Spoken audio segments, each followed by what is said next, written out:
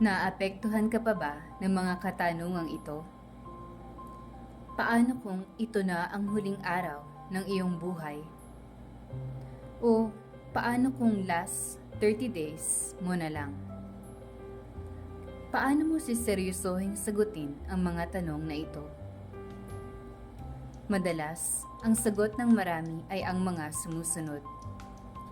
Sasamahan ang kanilang pamilya, magbabagong buhay, makikipagbati na sa mga nakaaway, kukumpletuhin ang kanilang mga bucket list na adventures, kakain ng masasarap, sasabihin kung gaano nila kamahal ang kanilang mga pamilya at paglalaanan sila ng oras.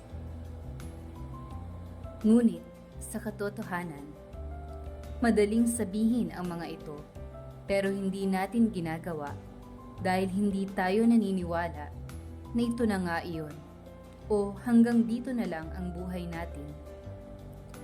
Madalas, hinahayaan na lang natin na dumating ang kamatayan nang hindi natin pinaghahandaan dahil mas nananaig ang katotohanan na kahit ilang araw na lang, kailangan pa ring magpatuloy, kailangan pa ring gumawa at mabuhay.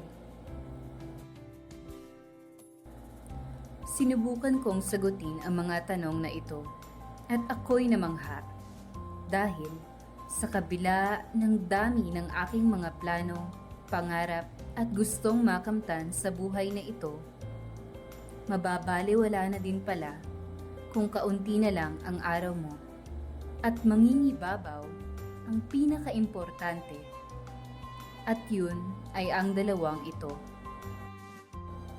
Una, ang magkaroon ng makahulugang oras para mahalin ang Diyos.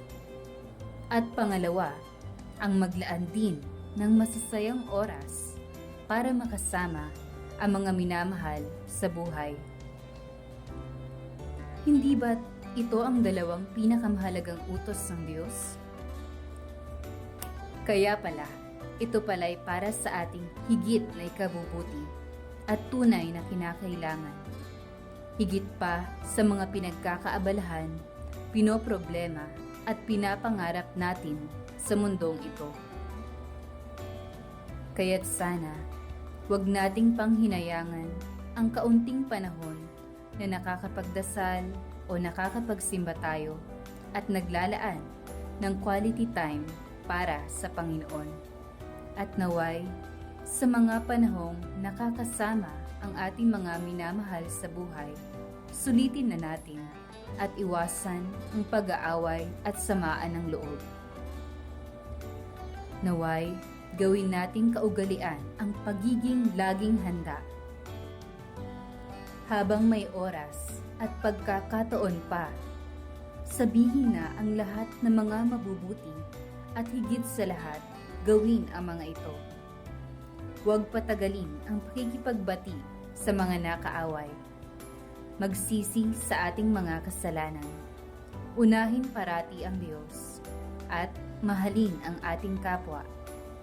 Sa tulong ni Jesus. Amen.